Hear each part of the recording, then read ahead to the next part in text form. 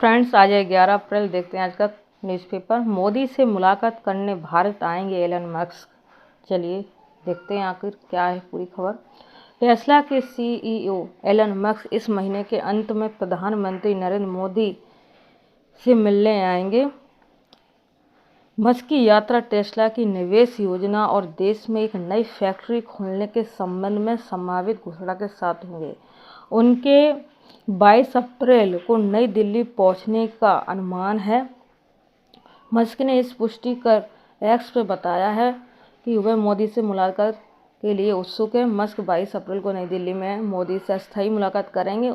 इसके अतिरिक्त उम्मीद है कि वह अपनी यात्रा के दौरान भारत के लिए टेस्ला की योजना के बारे में विवरण खुलासा करेंगे। हालांकि मस्क भारत यात्रा के अंतिम एजेंडे की पुष्टि होना भी अभी बाकी है। ठीक है, चलिए दूसरी खबर देख लेते हैं। जैन धर्मगुरु लोकेश मुनि को अमेरिका में सम्मानित किया गया है। भारत के जैन धर्मगुरु लोकेश मुनि को जनता के कल्याण और मानवता के क्षेत्र में उनके योगदान के लिए अमेरिका के प्रेसिडेंट्स गोल्ड वॉलंटियर सर्विस पुरस्कार से सम्मानित किया गया है। भारत में अहिंसा विश्व भारती एवं विश्व शांति केंद्र के संस्थापक मुनि को बुधवार को अमेरिका के संसद भवन डेमोक्रेटिक सांसद ब्रैड शर्मन ने इस पुरस्कार से सम्मानित किया है। राष्ट्रपति जो बाइडेन के हस्ताक्षर वाले प्रशस्ति पत्र में कहा गया, मैं जन कल्याण में आपके योगदान के लिए आपको मुबारकबाद देता हूं। जैन मुनि ने कहा कि उनको प्रदान किया गया पुरस्कार जैन धर्म सिद्धांतों, इसके संस्थापक महावीर और समृद्ध भारतीय संस्कृति का सम्मान है। चलिए दूसरी खबर देख लेते हैं।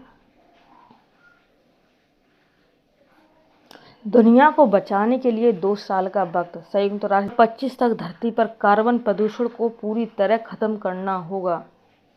दुनिया को बचाने के लिए धरती पर रहने वाले लोगों के पास केवल 2 साल का समय बचा है। संयुक्त राष्ट्र जलवायु एजेंसी प्रमुख साइमन स्टील ने बुधवार को चेतावनी दी है और ग्लोबल वार्मिंग के खिलाफ जल्द से जल्द कदम उठाने का आह्वान किया है। स्टील ने कहा कि दुनिया के देशों की सरकारों को प्रदूषण पर अंकुश लगाने को नई योजना के लिए 2025 की समय सीमा दी गई है। ऐसे में यह कहना गलत नहीं होगा कि दुनिया को बचाने के लिए हमारे पास सिर्फ 2 साल समय बचा है। साइमन स्टील ने लंदन में चैथम हाउस थिंक टैंक को संबोधित करते हुए कहा है, उत्सर्जन में कमी लाने के लिए हमारे पास बहुत कम समय हाउस बनाने पर जोर दिया। जलवायु सचिव साइमन स्टील ने गैस उत्सर्जन में गिरावट के लिए ग्रीन हाउस बनाने पर जोर दिया। उन्होंने कहा कि हमारे पास अभी भी उत्सर्जन से बचाव का उपाय करने के लिए समय है। इस क्रम में जलवायु की मजबूत योजना बनाने की जरूरत है। G20 देशों में आर्थिक सहायता की मांग। जलवायु सचिव ने वित्तीय सहायता की अपील की। इसके लिए उन्होंने बैंकों और दुनिया की 20 सशक्त अर्थव्यवस्था G20 से अधिक धन देने को कहा है। दुनिया में तापमान बढ़ाने वाले उत्सर्जन में इन देशों की 80% भागीदारी। स्टील ने कहा कि धरती पर यदि कार्बन और मीथेन का उत्सर्जन यूं ही बढ़ता रहा तो धरती पर हालात क्या हो जाएंगे, खराब हो जाएंगे। चलिए, नीरज को 19 साल के मैक्स से मिलेगी चुनौती।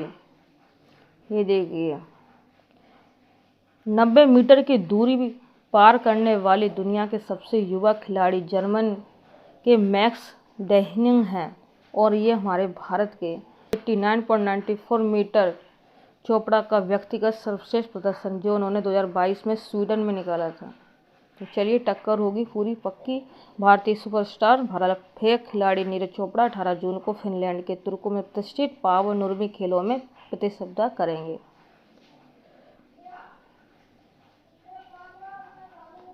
गुजरात की राजस्थान पर रोमांचक जीत हो गई।